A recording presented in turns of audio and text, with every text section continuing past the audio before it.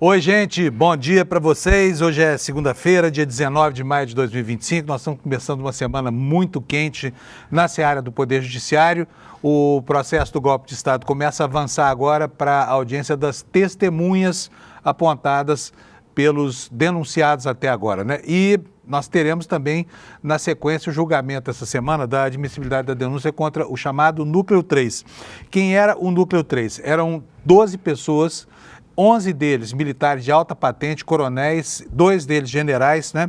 E um policial federal que cuidava das operações da ABIN paralela e que fazia, às vezes, de X9, levando informações sobre autoridades que vinham sendo monitoradas por essas almas penadas do golpe de Estado para alimentar a malha de informações que servia para dimensionar a conjuração que se pretendia fazer, inclusive, né, com aquilo que a gente já conhece, com a tentativa de sequestrar o ministro Alexandre de Moraes, de assassinar o presidente Lula e o vice-presidente Geraldo Alckmin. Então, essa semana promete, o ICL vai acompanhar tudo ao vivo para vocês. No planeta, nós tivemos um fim de semana de avanço da direita, embora na Romênia, né, eles não tenham conseguido crescer de maneira a tomar o poder.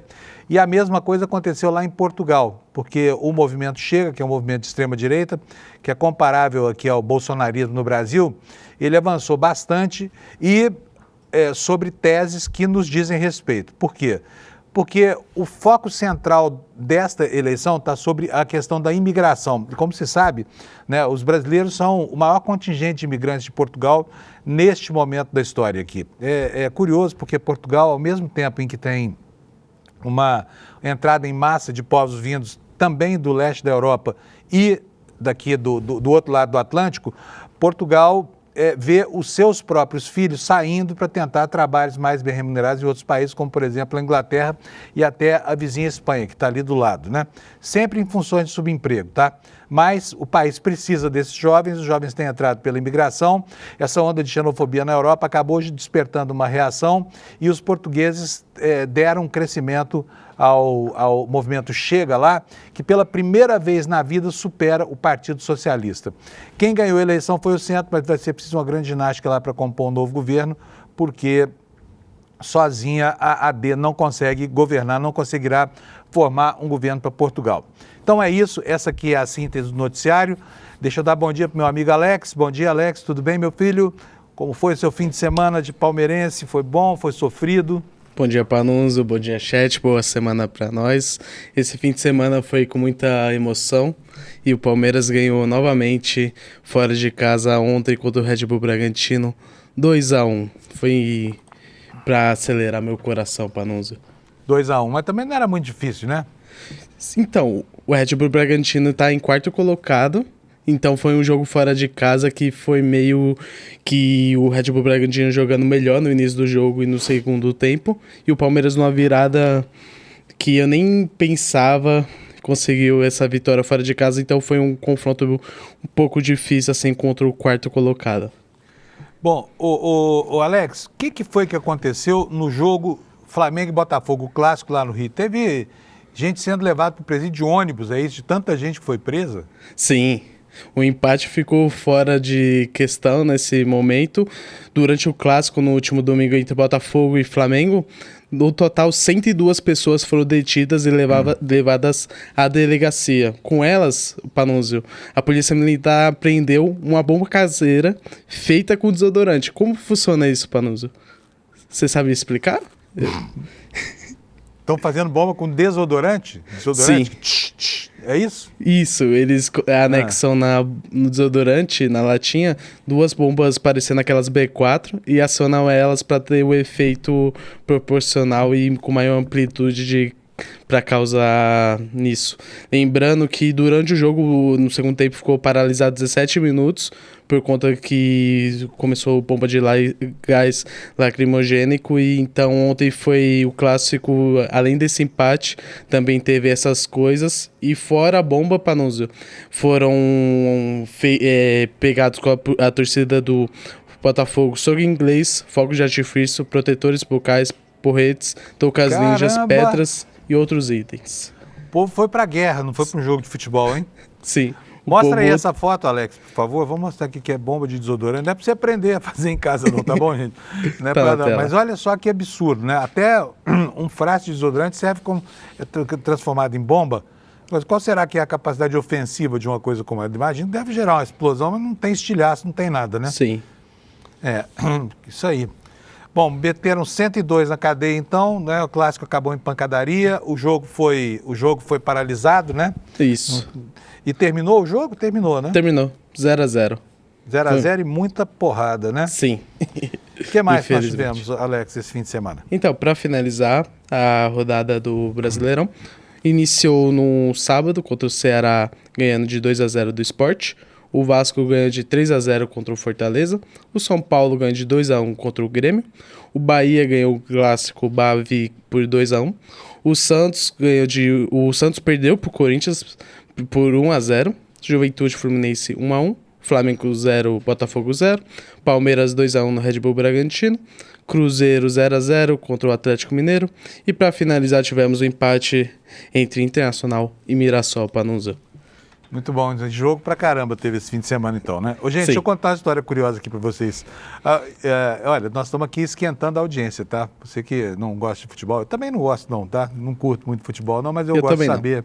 O Alex também não. Mas a gente faz isso aqui para esquentando a audiência. Vou contar para vocês aqui, a minha netinha chama Manu, tem 13 anos de idade, é a minha paixão da minha vida, viu, Alex? E ela tá agora, né, naquele momento de definir as coisas para ela. Sabe o que ela fala sobre futebol? O quê? Ela tá adorando. O tio dela, que chama João, levou ela no estádio, ela foi ver lá. Ela tá na dúvida entre ser São Paulina e corintiana. Entendeu? Então ela Sim. diz que torce pelo São Paulo, mas ela também gostaria de torcer pelo Corinthians, porque em matéria de futebol, o Corinthians é muito respeitável. Você imagina o dilema de uma menina chegando à adolescência, né? E vou ter eu agora que ir para o estádio de futebol também.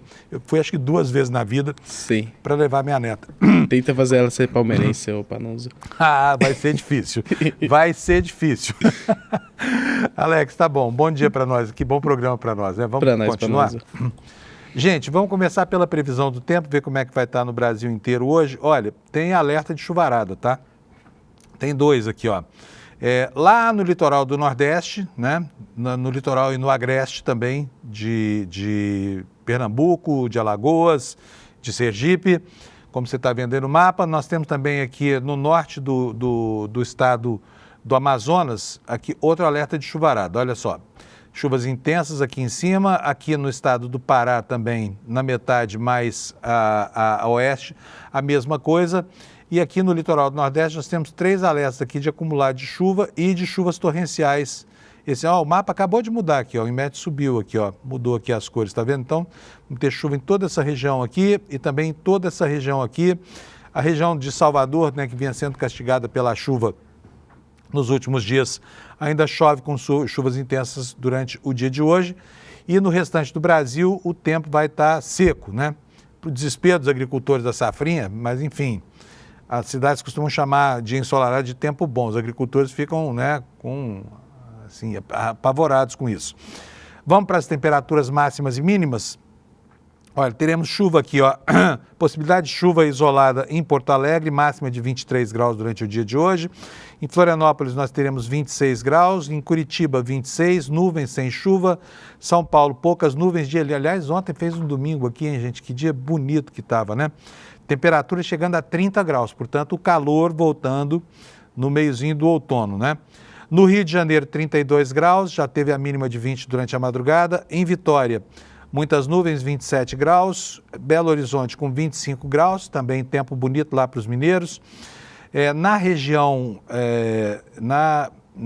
centro-oeste, temos aqui Campo Grande, que vai a 33 a temperatura.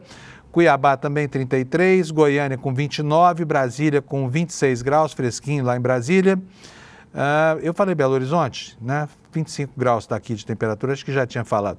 E Palmas, voltando aqui para o centro-oeste, 35 graus de máxima, vai fazer calorão lá em Palmas. Pessoal do Tocantins, aí, prepare aí a camisetinha regata. Agora a região norte, Porto Velho com 33 de máxima, Rio Branco com 31, Manaus também com 31, Boa Vista 31 também, 30 graus Celsius em Macapá, em Belém 31 graus e agora vamos para o Nordeste. São Luís com 34, calor, Teresina com 33, Fortaleza com 32. Aí começa a chuvarada, né? Pancadas de chuva em Natal com 30 graus, a mesma coisa em Recife com 28. Em Aracaju, 28 graus de máxima, também chuva prevista. Em Aracaju, 28 graus. E em Salvador, 27 graus Celsius. E teremos também pancadas de chuva e trovoadas. Isso aí é a previsão do tempo para o Brasil hoje. Feito isto, né, vencida aqui a etapa da meteorologia e a nossa conversinha diária sobre futebol com o Dr. Alex, vamos aqui para os destaques no nosso site, no icl.com.br, que hoje, olha, está muito interessante. Sabe por quê? Nós temos aí o início de uma série do Igor. É do Igor, o Alex? Quem é a série? Kleber Lourenço. É do Kleber Lourenço. Então, desculpa aqui, Kleber. É o seguinte, olha, está aí na tela de vocês. Começa hoje essa série de matérias do Kleber Lourenço. A ABIN monitorou e alertou militares envolvidos em ações golpistas em 2022, tá? 2022. Há um documento que associa integrantes da reserva a manifestações com discurso golpista e monitoramento de alvo político. E só para lembrar para vocês aqui, hoje, amanhã, aliás, nós teremos esse pessoal do Grupo de Ações Táticas entrando na pauta do Supremo Tribunal Federal com o julgamento da admissibilidade da denúncia contra eles. São 12 pessoas, como eu falei agora há pouco, 2 generais, 9 tenentes-coronéis e um policial federal, né? E vamos ver o que diz aqui a reportagem do Kleber Lourenço sobre esse alerta da ABIN em 2022, em setembro de 2022, sobre, né, a insuflação ao golpe por parte de integrantes das Forças Armadas e também da reserva. Ele vai dizer o seguinte para você no site do ICL, aliás, eu não vou ler a reportagem inteira, mas você pode daqui a pouco entrar aqui para saber de todos os detalhes dessa história, tá bom? O que nos conta o Kleber? A Agência Brasileira de Inteligência monitorou e alertou em setembro de 2022 para a atuação de militares da reserva envolvidos em ações golpistas. O relatório, classificado como reservado, identifica a presença de grupos alinhados à defesa de intervenção militar e à contestação das instituições democráticas. O ICL teve acesso a trechos desse e de outros documentos que permanecem em sigilo até pelo menos setembro de 2027. Relatórios revelam que, mesmo sem vínculos oficiais com ativos, os militares da reserva desempenharam um papel importante como articuladores ou legitimadores de discursos antidemocráticos. O registro identificado com o número tal, está aqui para você depois correr atrás se quiser da íntegra, foi classificado na categoria R5, que é relacionada a ameaças à ordem pública, segurança institucional e interesses sensíveis do Estado. Esse material demonstra que antes mesmo do segundo turno das eleições de 22, a ABIN já monitorava a presença de militares da reserva em mobilizações de caráter antidemocrático com potencial para incentivar a ruptura institucional. O documento descreve episódios em que esses militares participam de protestos, usam fardas indevidamente e fazem declarações públicas contrárias ao resultado eleitoral que saiu das urnas eletrônicas. Um outro documento datado de 27 de outubro de 2022, portanto, muito próximo ali da data em que o Bolsonaro pretendia dar o golpe, né, aponta a criação de um grupo extremista violento articulado pelo Telegram por um cidadão brasileiro com perfil radicalizado. Segundo o relatório, esse grupo promovia desobediência civil, atacava verbalmente autoridades públicas e disseminava ideias de ruptura institucional. Além das ameaças e incitações, esse grupo atuava também nas redes sociais e nos aplicativos de mensagens para cooptar novos membros e estimular ações contra órgãos do Estado, incluindo contra o Supremo Tribunal Federal e o Congresso Nacional. É essa matéria aqui que o Kleber Lourenço está trazendo para nós, quer dizer, não era nenhum segredo, né, nem para o governo Bolsonaro, que havia esse movimento insurrecional aí sendo gestado por militares da reserva, insuflando militares da ativa. A matéria vai nos contar também que os documentos da ABIN já haviam sido encaminhados ao governo durante o período do Bolsonaro. A combinação dessas duas informações evidencia que a inteligência do governo sabia, sim, ainda em 2022, de uma rede de apoio radicalizada com elementos da reserva militar em articulação com civis e também com influenciadores digitais.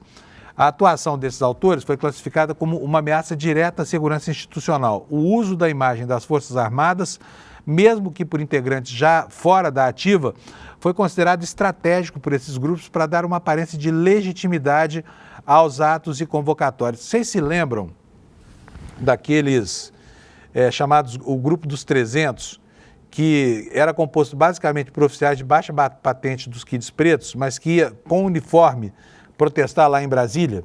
Lembram disso? Criando uma confusão, pelo menos no campo simbólico, né? Entre um movimento que tinha origem dentro das Forças Armadas e outro que estava fora, porque militar que não está na ativa é considerado militar fora, né? Não está no ciclo, no circuito das decisões e tudo mais. Mas eles faziam uso daquilo para quê? Para fazer de conta que toda a força estava empenhada, engajada nessa tentativa de golpe, né? Aqui vamos seguir com a informação do Kleber. Ele diz o seguinte, olha, mesmo com teor alarmante, os documentos não geraram medidas públicas de contenção ou de responsabilização no período anterior aos atos golpistas do dia 8 de janeiro.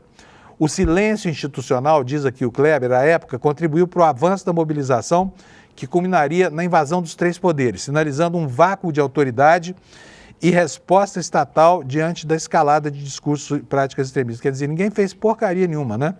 2 alertas, um em setembro, outro em outubro de 2022, e toda essa articulação andando, e mesmo sabendo disso, tendo sido informado por ofício, o governo Bolsonaro não fez nada. Por quê? Por uma razão óbvia, né? O golpe estava sendo gestado dentro do Palácio do Planalto e qualquer ação de contenção poderia fazer emperrar esse movimento que, no final das contas, acabou mesmo não acontecendo por falta de substância, tá bom? Então, o restante da reportagem você lê aqui no site do ICL, é iclnoticias.com.br. Você vai lá, está na nossa primeira manchete, tá bom? Outro destaque, olha só, começam, né, as audiências das testemunhas no processo do golpe de Estado contra aqueles que já foram denunciados, né? Vão ser 81 testemunhas ouvidas ao longo do processo. E está aqui também na capa do ICL hoje a informação de que o STF começa por ouvir o ex-comandante do Exército na primeira audiência de testemunhas da trama golpista, né? A primeira turma do Supremo Tribunal Federal inicia nesta segunda-feira, 19, a fase de depoimentos das testemunhas do processo sobre a trama golpista, que tem o ex-presidente Bolsonaro, do PL, entre outros réus. As primeiras pessoas a serem ouvidas serão indicadas pela PGR, Procuradoria-Geral da República, com destaque para o ex-comandante do Exército, general Marco Antônio Freire Gomes. O militar foi o primeiro a confirmar à Polícia Federal que Bolsonaro o convocou para uma reunião no Palácio da Alvorada em dezembro de 2022. Disse aos investigadores que o então presidente apresentou aos chefes militares o documento que depois encontrado na casa do ex-ministro da Justiça, né, se tornaria conhecido como a minuta golpista, que previa uma intervenção direta no Tribunal Superior Eleitoral após as eleições, prisão de autoridades e tantas outras coisas, né? Quem confirma que o conteúdo da minuta do decreto apresentada foi exposto aos declarantes nas reuniões foi ele, Freire Gomes, e ele ressalta que deixou evidenciado a Bolsonaro e ao ministro da Defesa, general Paulo Sérgio Nogueira, também já foi denunciado, que o Exército não aceitaria qualquer ato de ruptura institucional. Disse Freire Gomes, segundo o termo de depoimento, né? Ele falou aqui, colocou, aliás, um dos elementos de prova mais importantes é exatamente essa informação da reunião em que ele convoca os chefes militares para dizer que ia, enfim, para convocá-los, né, a se envolver, a se imiscuir nessas articulações do golpe. A reportagem continua afirmando que o ex-chefe do Executivo disse à Polícia Federal que o documento apresentado por Bolsonaro tinha conteúdo idêntico àquela minuta encontrada na casa do ex-ministro da Justiça, Anderson Torres, que também foi réu na trama golpista. O general contou também que o almirante Garnier, que era o comandante da Marinha à época, teria concordado com a proposta de ruptura democrática apresentada pelo ex-presidente. O que ele falou? Exatamente que ele falou?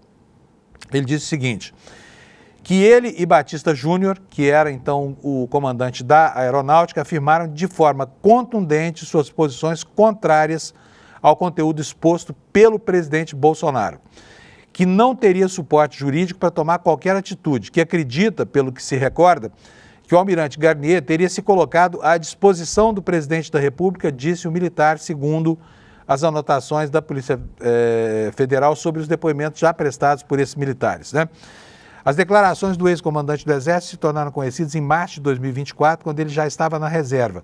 Ele decidiu, então, submergir diante da exposição pública, mas a Folha conversou com 7 oficiais generais que conviveram com Freire Gomes no final de 2022 e o sumiço do ex-comandante é motivo de preocupação para alguns. No fim do último ano, um grupo de oficiais até planejou fazer uma confraternização para um reencontro de colegas, né? O encontro tinha como único objetivo integrar o Freires Gomes após um longo período distante do QG do Exército. Ficou acertado que pediriam pizza, o general comunicou que não iria, o evento acabou sendo cancelado. Esse Freire Gomes é um personagem que eu mesmo gostaria de entrevistar, para saber dele como é que foram essas injunções, fora do ambiente formal de um inquérito na Polícia Federal, né, gente? Porque, sabe, a história da resistência ao golpe, ela é uma história muito rica. E o que se sabe é que Bolsonaro tentou regimentar, mas não se sabe direito exatamente como é que esses oficiais se livraram do assédio do ex-presidente, né? Essa história o general Freire Gomes podia contar para a gente aqui do ICL, eu tenho certeza absoluta que você adoraria conhecê-la integralmente.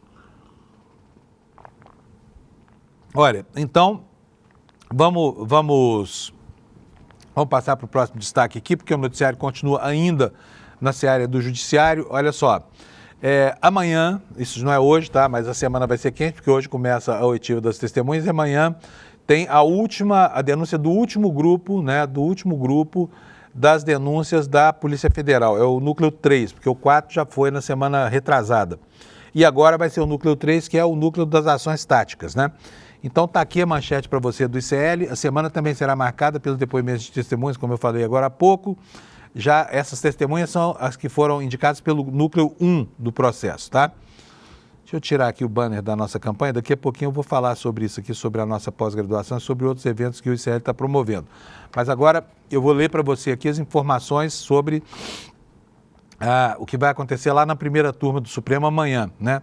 Quando será retomado, então, o julgamento das admissibilidades lá desse último grupo aqui. É o núcleo 3, são os acusados de planejar um golpe de Estado, né? Segundo a PGR, ele é formado por 11 militares e um policial federal. Dentre esses militares, entre esses 11, 2 são generais e os outros 9 são todos coronéis. Portanto, só gente de alto coturno, né? Na segunda-feira, as testemunhas, mas eu vou passar para frente aqui. Se a primeira turma aceitar a denúncia da PGR, os acusados do núcleo 3 se tornarão réus e passarão a responder a ação penal na Suprema Corte. A primeira turma é formada pelos ministros Alexandre de Moraes, que é o relator, Cristiano Zanin, que é o presidente, pela ministra Carmen Lúcia, pelo Luiz Fux e pelo Flávio Dino.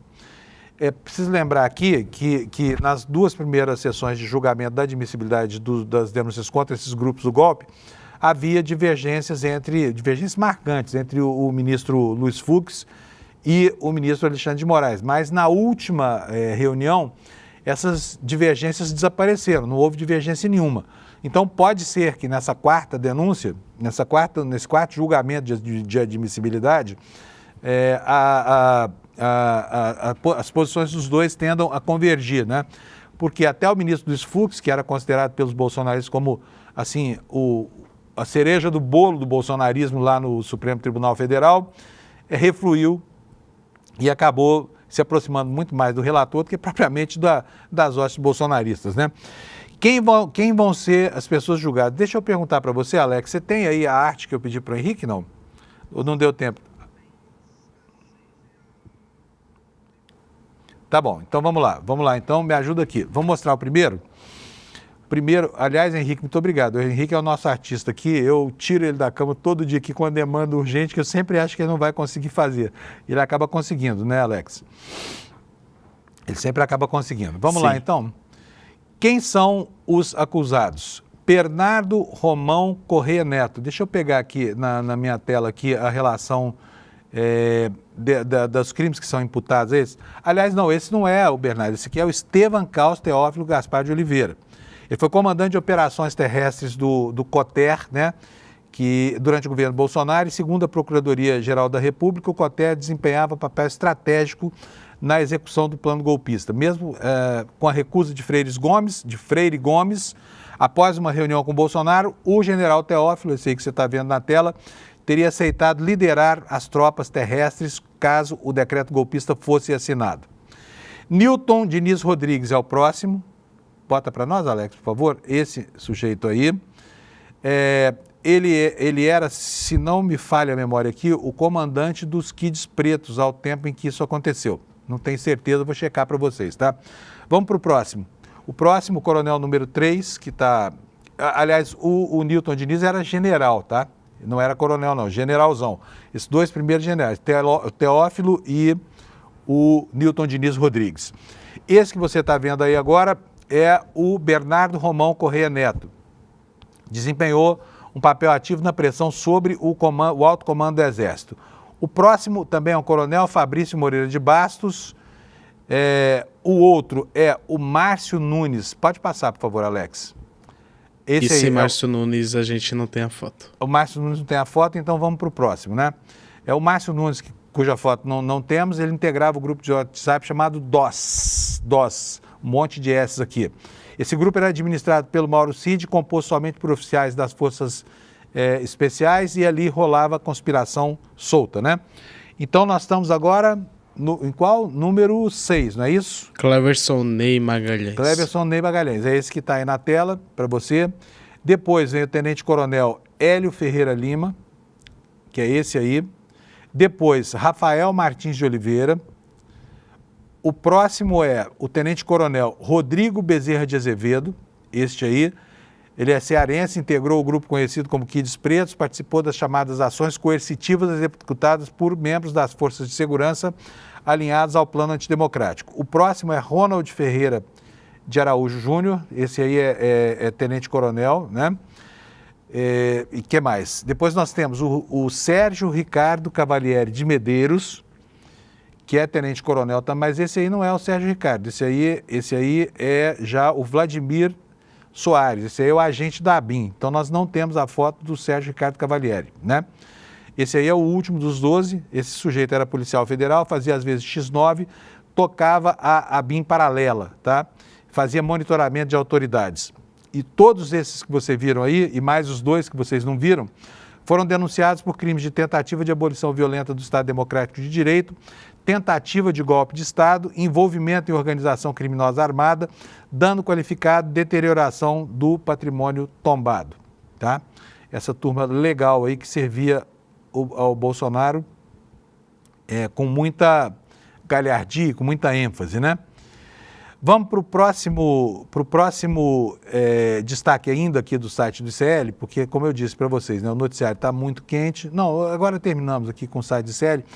Eu vou passar para o noticiário internacional, tá? Vamos aqui, estou me organizando aqui para vocês. Quero mostrar para vocês o Washington Post, como eu faço todo dia, porque eu gosto desse jornal. Esse aqui dos jornais americanos é o jornal mais de pensamento mais aberto, né?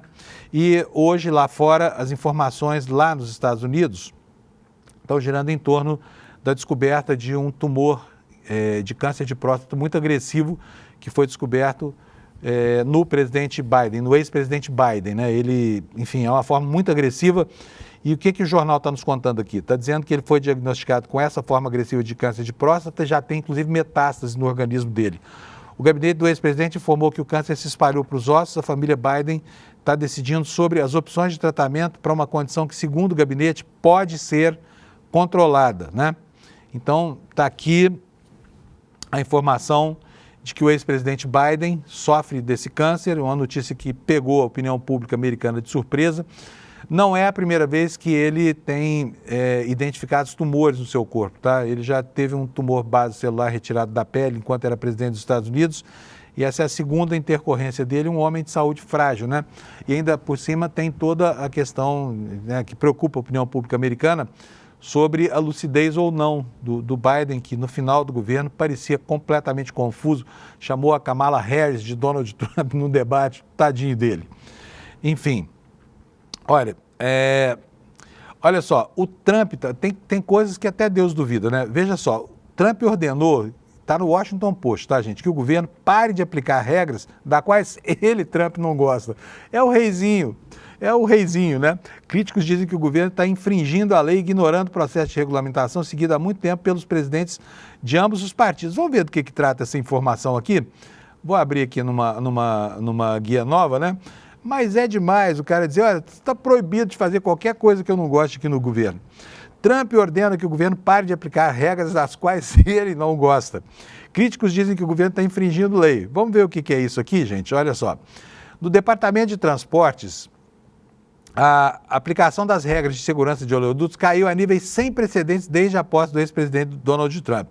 Ele ordenou recentemente que funcionários do Departamento de Energia parassem de aplicar padrões de conservação de água para chuveiros e outros eletrodomésticos. Ou seja, gastem muita água, acabem com o planeta. A função do Trump no mundo hoje parece ser destruir a vida na Terra, né?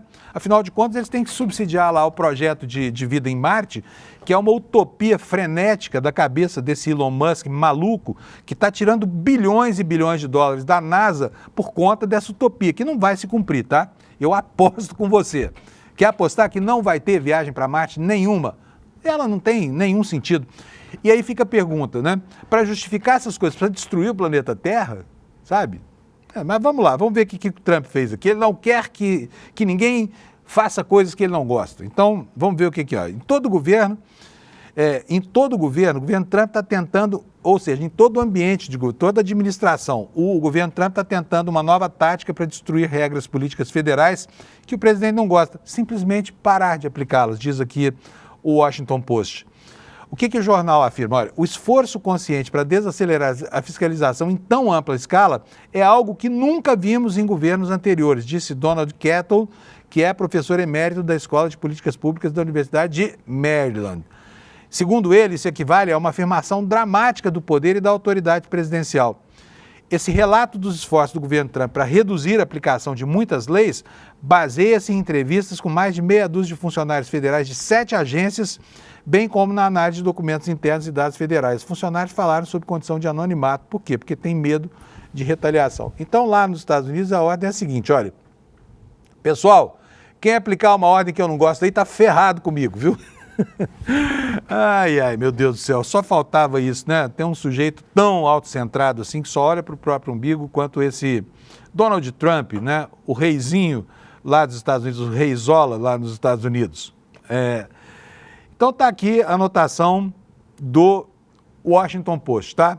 Se você não está acostumado com um presidente que tem esse poder num país que se julgava uma grande democracia, vai se acostumando porque daqui para frente vai ser assim e não tem jeito. Para nossa sorte, a extrema-direita não caminhou muito, embora tenha avançado, né, este fim de semana pelo planeta, né? Enfim, na Romênia teve eleição e os nacionalistas de extrema-direita perderam para os centristas. Lá na Europa parece haver um tênue equilíbrio ainda ao centro que contém essas iniciativas da extrema-direita, porque isso aconteceu ao mesmo tempo na Romênia e também em Portugal no mesmo fim de semana. Eu já vou contar para vocês. Vamos lá para a notícia.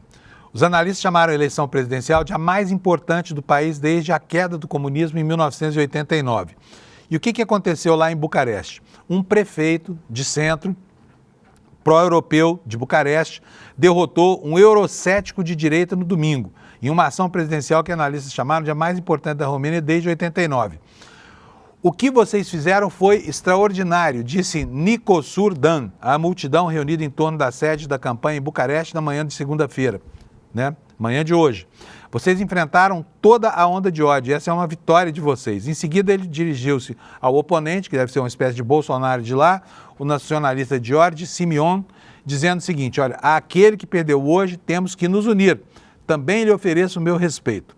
Com 97% dos votos apurados, esse centrista liderava Simeon por mais de 7 pontos percentuais de vantagem, informou a autoridade eleitoral permanente da Romênia, uma margem matematicamente insuperável. Simeon admitiu a derrota já na manhã de segunda-feira, né? Hoje, portanto, já lá na Europa, porque o dia lá já avança, né? Então tivemos esse quadro na Romênia. E tivemos também eleições em Portugal, onde a coisa ficou bem mal parada lá, porque vai ser preciso fazer aqui uma composição para formar o novo governo, né? Vamos ver como é que os jornais de português, lá de Portugal noticiaram isso. Estou aqui na tela para vocês com o Diário de Notícias, dizendo que aqui, olha, o Partido Socialista entrou em crise. Por quê?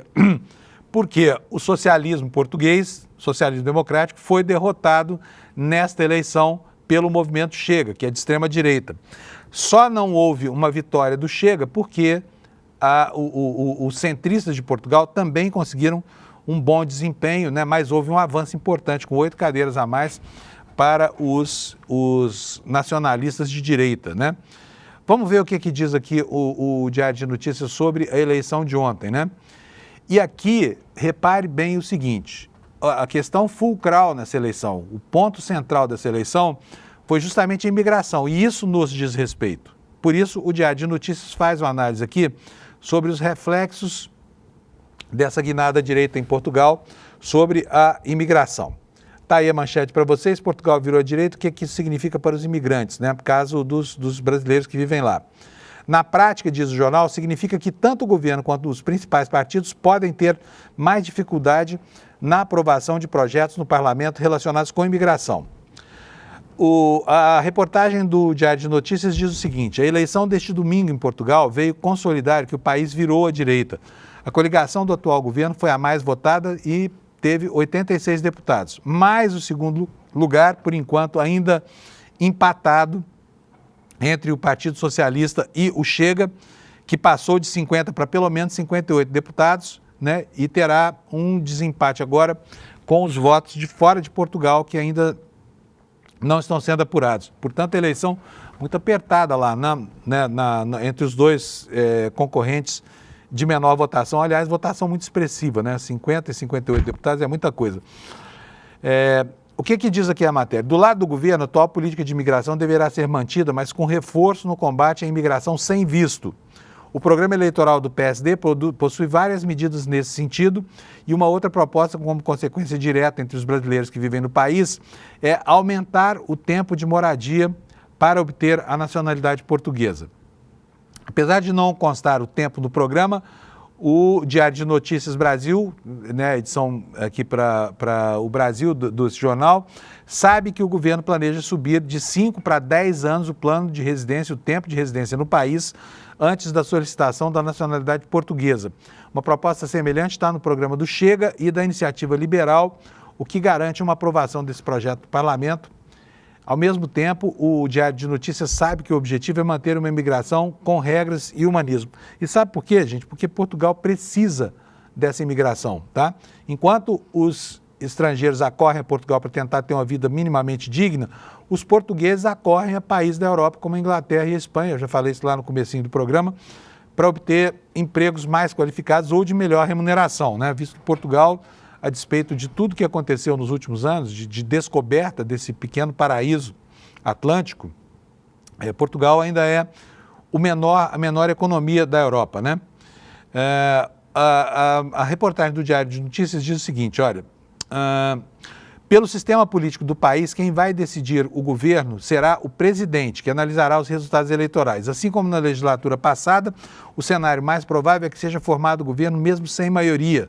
Isso exige que a cada projeto de lei seja preciso buscar apoio de outros partidos para aprovação. Mais ou menos o que acontece aqui no Brasil, né? Onde existe um regime de cooptação do governo pelas pequenas minorias, ou pelos grupos minoritários que se formam lá no Congresso. E o presidente Marcelo Rebelo de Sousa vai começar a ouvir os partidos nessa semana para que tome a decisão sobre a formação desse governo. Ainda não há uma previsão para a posse, por isso sem grandes anúncios em qualquer área até lá, inclusive em relação à imigração, né? Então, muita encrenca lá em Portugal ainda está para acontecer na formação desse novo governo, porque a guinada à direita produziu, sim, um fato político relevante na Europa, né? Vamos falar agora sobre o Brasil, gente?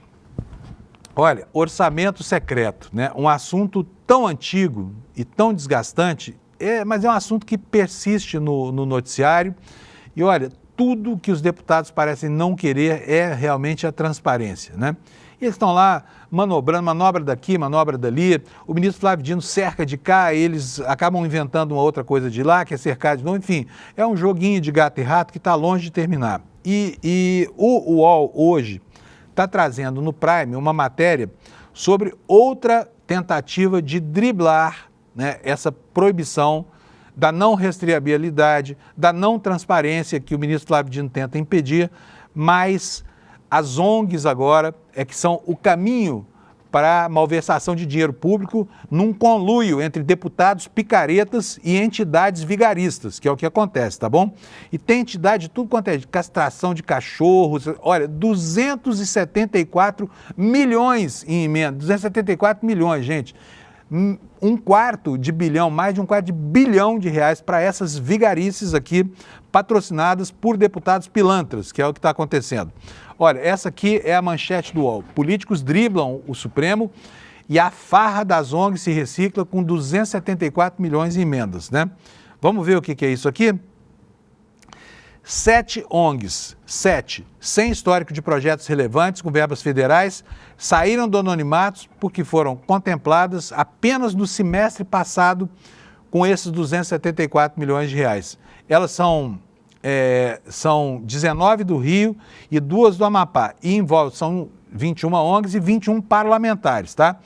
Desse valor, olha só, 219 já estavam datados, já estavam carimbados lá de trás, tá? Então, de 274 milhões, 219 milhões em emendas migraram a pedidos de parlamentares de uma rede de ONGs que já era suspeita de desviar dinheiro público. Então, tira de quem já caiu e bota em quem ainda vai cair lá no futuro, né? O movimento aconteceu depois da publicação de uma série de reportagens chamada Farra das ONGs, que colocou 7 ONGs suspeitas na mira do ministro Flávio Dino, né, e também da CGU, da Controladoria Geral da União e do Tribunal de Contas da União. O pagamento de emendas chegou a ser suspenso por ordem de Dino e aí as devoluções de recursos públicos foram recomendadas por órgão federal. Esses 274 milhões destinados a essas ONGs vão financiar projetos de castração animal. Você preste atenção aí na sua cidade, tá? Se tem alguém oferecendo castração de graça por animal, procure saber quanto custa, tá? E como é que financiam essa história. Lá na minha região do Triângulo Mineiro tem uma ONG, aliás, de Juiz de Fora, que está castrando animais no Triângulo Mineiro, tá? E em toda Minas Gerais. Diz quem conhece que é para devolução de dinheiro ao deputado que financia essas ONGs lá com money do povo, né? Com verba parlamentar. Então vamos lá, 274 milhões, projetos de castração, aulas de esporte, qualificação profissional, convênios com órgãos federais nos estados do Rio de Janeiro e do Amapá. A maior parte dos valores já foi reservada, está em vias de ser paga às ONGs. Quais são essas ONGs? Associação Beneficente Pro Esporte, 70 milhões, 71 milhões aqui, 70,9. Núcleo Social Bem Viver, 70 milhões e 300 mil reais. IPGI, Instituto de Proteção das Garantias Individuais, 42 milhões e 700 mil reais. Ibratec, Instituto Brasileiro de Responsabilidade Socioambiental, Ciência, Tecnologia e Inovação, 37 milhões quase, 36,8. Inatos, Instituto Nacional de Assistência, Trabalho, Oportunidade e Saúde, 35 milhões e meio. ASAS, Associação para Serviços de Atendimento Social, 10 milhões. E MCS, Movimento de Cultura Social, com 8 milhões de reais. Olha, dá para rodar um longa-metragem com o orçamento dessas ONGs, né? Olha, desse valor, 219 milhões migraram de 5 ONGs integrantes de uma rede suspeita de desvios anteriormente, né? Que são quais? Quais as ONGs? São essas aqui que aparecem aqui embaixo. Vou aumentar um pouquinho para que você possa ver os nomes e me dizer se eles te são familiares, tá bom? Contato, Instituto Realizando o Futuro, ICA, Instituto Carioca de Atividades, Promacom e Instituto Crescer com Meta, né? Na liderança desse recurso aparece o senador Romário, do PL, com 21 milhões e 300 mil. E Romário, hein? Tá jogando um bolão no campo das emendas, hein?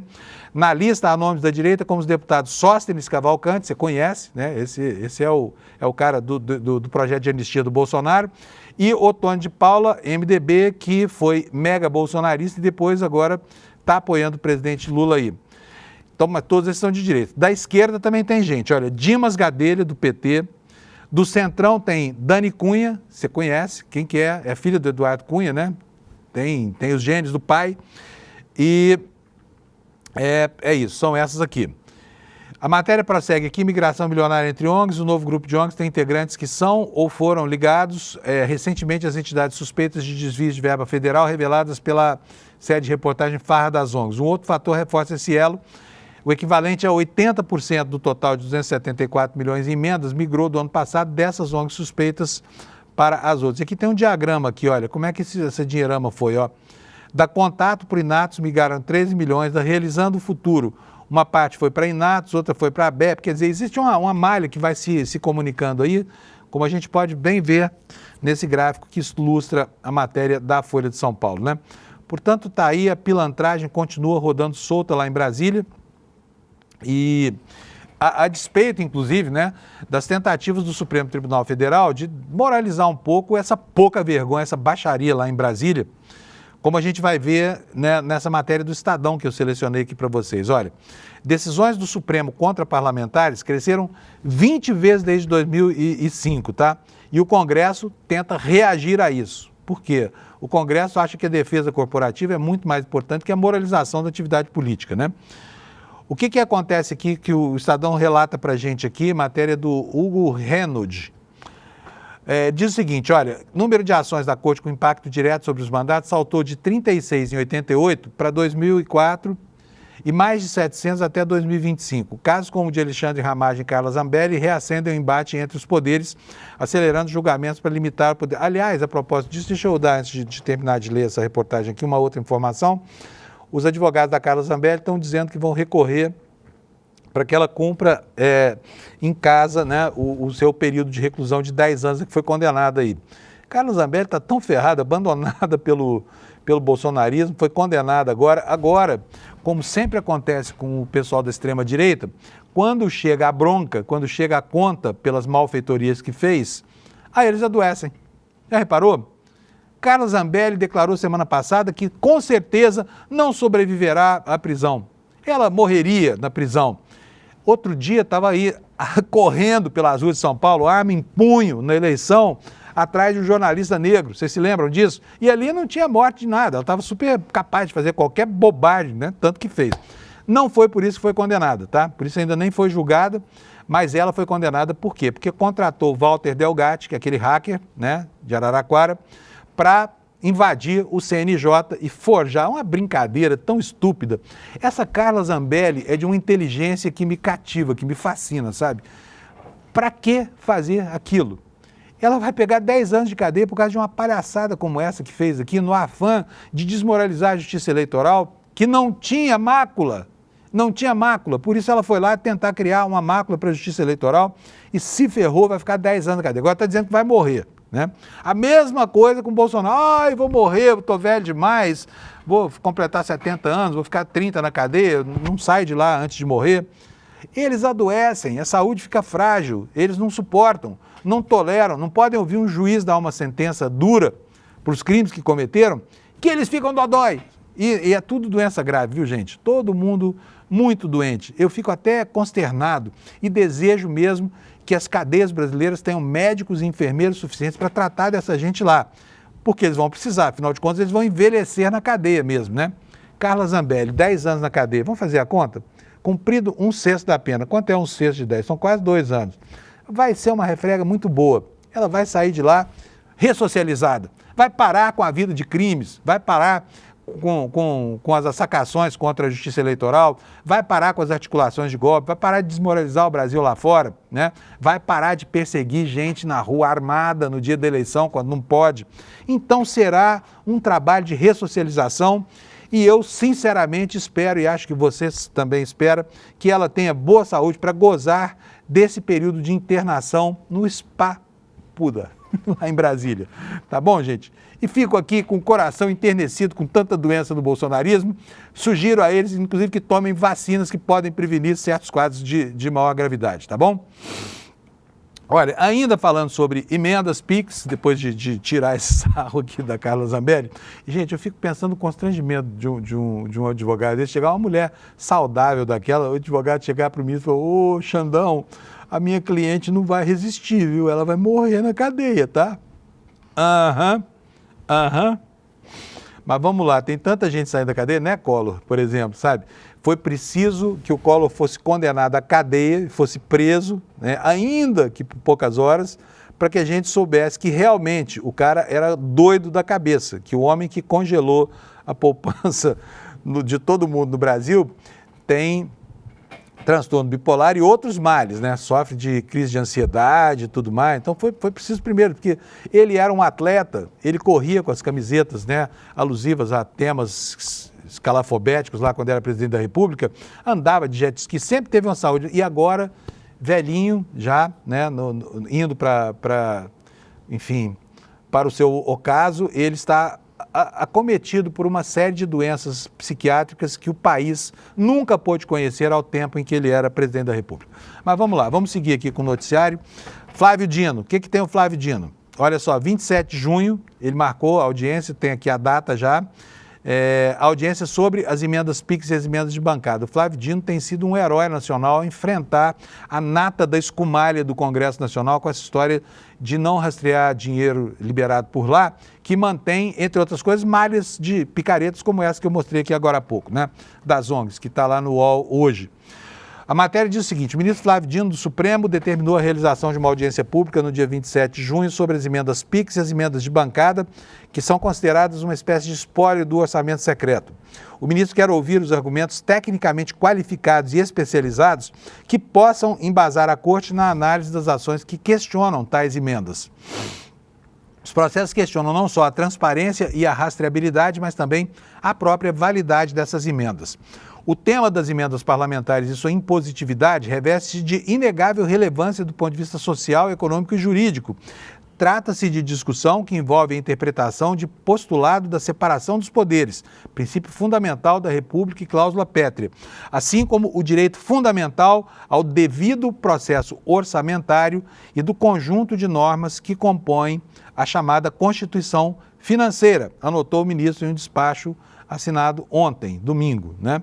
A audiência vai ser realizada com o apoio dos núcleos de solução consensual de conflitos e de processos estruturais do Supremo, entre 9 horas e 17 horas do dia 27 de junho.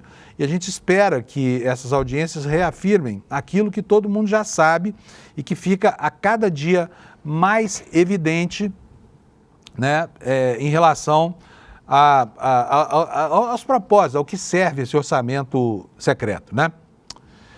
Gente, olha, mudando um pouquinho agora o eixo de novo, voltando para o noticiário internacional, temos aqui o nosso querido Jamil Chad, nosso colega aqui no ICL, com essa manchete que o Alex vai mostrar para a gente. Olha, o Brasil lidera as negociações na ONU para a criação do Estado da Palestina. Mas hoje, nos jornais estrangeiros, houve um refluxo. Então, antes de falar aqui do Jamil, eu vou até passar a aba dele para cá, porque assim eu consigo falar com vocês. Nós tivemos no fim de semana, né, mais uma ação em Gaza, mais de 100 pessoas mortas, e aí o Trump já tinha dito que iria assumir a Palestina, e agora é o exército de Israel que está dizendo que pretende se estabelecer definitivamente na faixa de Gaza, né? E o que é incrível, gente, é que ninguém no mundo faz nada para parar esse processo de genocídio, né? Processo de nazificação da reação israelense, que massacra sem dó nem piedade crianças, mulheres, que ataca hospitais, que mata doentes, e o mundo inteiro vê isso acontecer e não faz absolutamente nada. Ninguém fala nada. A imprensa americana, por exemplo, ela muito mais preocupada com a guerra da Ucrânia e da Rússia, porque lá tem interesses estratégicos, minerais, terras raras e tudo mais, e não se fala nas ações de Israel. Ninguém vai parar, ninguém vai conseguir parar essas atrocidades do Netanyahu, sabe? E aos poucos o mundo vai se habituando com a ocorrência dessas pequenas tragédias aí. Já não bastam mais fotos de crianças que são, né, enfim, sem os membros, sem braço, sem perna, mortas de tudo quanto é jeito, e ninguém faz absolutamente nada, né? E agora nós temos, então, o Trump dizendo que vai transformar aquilo num oásis, e o Netanyahu dizendo que vai se apoderar da faixa de Gaza. E aí, o que resta? Resta, né, um último suspiro no globo ainda sobre essa questão do Estado palestino. E o Brasil está ali firme na sua posição, porque o Brasil sempre foi O Brasil, que foi, né, sócio fundador do Estado de Israel em 1948, e sócio fundador da própria ONU, né, que determinou a criação do Estado de Israel lá nessa região da Palestina, o Brasil persiste na sua posição de 2 estados para aquela região. E segundo Jamil Chad, está aqui, olha, Jamil Chad agora lidera a negociação da ONU para a criação do Estado da Palestina. O governo brasileiro assumiu a presidência de um grupo de trabalho que atuará no processo para estabelecer bases legais para a criação do Estado da Palestina e seu reconhecimento pela comunidade internacional. Décadas depois de ter um protagonismo na criação do Estado de Israel, o Brasil passa, então, a ser um dos líderes nos trabalhos para examinar a questão palestina e o princípio de que apenas haverá paz com a existência de 2 estados com fronteiras reconhecidas internacionalmente, seguros e viáveis economicamente, né? Hoje isso tudo parece uma miragem lá no horizonte, né? O convite ao Brasil partiu da França e da Arábia Saudita, países que estão costurando a realização de uma conferência internacional em julho, com o objetivo de marcar um reconhecimento internacional da Palestina. E resta só a dúvida sobre se em julho ainda haverá algum palestino nas terras que deveriam ser da Palestina, né? A matéria do Jamil vai lá na história também buscar a fundamentação. Em 1947, o diplomata Oswaldo Aranha foi chave na aprovação da Resolução 181 da ONU, lançando as bases para a criação do Estado de Israel. Um ano depois, o diplomata chegou a ser sugerido para o Prêmio Nobel da Paz. E ruas e praças foram batizadas com o nome dele. Mas agora o Brasil ficou encarregado de conduzir o grupo de trabalho sobre a promoção do respeito ao direito internacional para a implementação da solução de 2 estados. Outros 7 grupos foram estabelecidos. Foi dado ao Brasil uma das missões mais centrais. Diz o Jamil Chad aqui que a destruição de Gaza e a ofensiva de Netanyahu e Trump sobre os territórios ocupados criaram um movimento para tentar blindar a Palestina antes que seja tarde demais e que o Estado seja inviabilizado pela destruição e pelas manobras diplomáticas. E a ideia é que em meados do ano, essa cúpula declare a Palestina como um Estado soberano e independente, abrindo as portas para a sua entrada na ONU. Hoje, 140 países reconhecem a Palestina, inclusive o Brasil, mas o processo conta com a intransigente resistência dos Estados Unidos e de Israel. E sem o voto americano, a possibilidade de um reconhecimento pela ONU é anulada, né? Mas europeus, árabes e latino-americanos representam um grupo que continua fazendo pressão, né, para que o isolamento de americanos e israelenses acabe permitindo, então, criando aí o ambiente para a consecução dessa questão que desde 1948 está para ser resolvida e só vai se agravar com esse genocídio, com essa campanha fascista de Israel que está simplesmente dizimando as populações civis e impondo a fome. A diferença agora, segundo o jornal The Guardian, para essa nova fase que está começando, é de que agora Israel assumindo o controle, está aí na capa para você a manchete. Ó. Não vou me estender porque nós já estamos no finzinho aqui do horário, mas aí, ó, Netanyahu agora ficou bonzinho, sabe por quê? Ele promete que vai ter bomba, mas diz que não vai deixar quem sobreviver passar fome. Certamente vão mandar uma pipoca lá para eles comerem, tá bom? Diz que fome deve ser evitada. Agora ficou o maninho, o senhor Netanyahu. Gente, é isso. Vou dar aqui um recadão para vocês agora do nosso departamento de marketing. Olha, no dia 29, às 8 horas da noite, você que tem acompanhado com muito interesse as matérias que o Igor e a Juliana têm publicado no nosso site e também nos podcasts, né? Você vai ter a oportunidade de ver Império Malafaia, um documentário contando quem é esse pastor, né? Esse homem de Deus que trocou o céu pelo inferno do bolsonarismo, tá? E foi muito bem aquinhoado pelos fiéis dele, é um nababo, está ganhando uma fortuna por mês da própria igreja, um homem muito mal educado, que costuma responder as questões que lhe são feitas com né, palavrões e tudo mais, como aconteceu na semana passada. Mas o ICL não se intimida, o jornalismo aqui realmente não tem papas na língua, não tem amarras, e você vai poder acompanhar no dia 29 de maio, às 8 horas da noite, a Império Malafaia. Então faz um favor para mim, vai aqui no despertaicl.com.br, bota lá já o seu nominho lá para você ganhar o convite para assistir essa sessão com a gente, tá? Do Império Malafaia, o documentário, tá? E aqui, olha, está bem escrito aqui, o ICL vai revelar toda a verdade sobre o patrimônio milionário desse pastor que patrocina a extrema-direita no Brasil, tá bom? Quero desejar para você uma ótima semana. Nós vamos estar aqui acompanhando o que está acontecendo, o que vai acontecer lá no Supremo Tribunal Federal em Brasília, para você ficar bem informado. E você segue agora com o N1, que está ótimo hoje, que vai começar já já. Obrigado pela audiência, boa semana para você e até amanhã. Tchau. A verdade, polêmica e bombástica sobre Silas Malafaia. Dia 29 de maio, o ICL traz para vocês o documentário mais bombástico que já produziu. Uma denúncia histórica. O Império Malafaia. A verdade sobre o patrimônio de um dos pastores mais poderosos do Brasil. A gente se vê lá.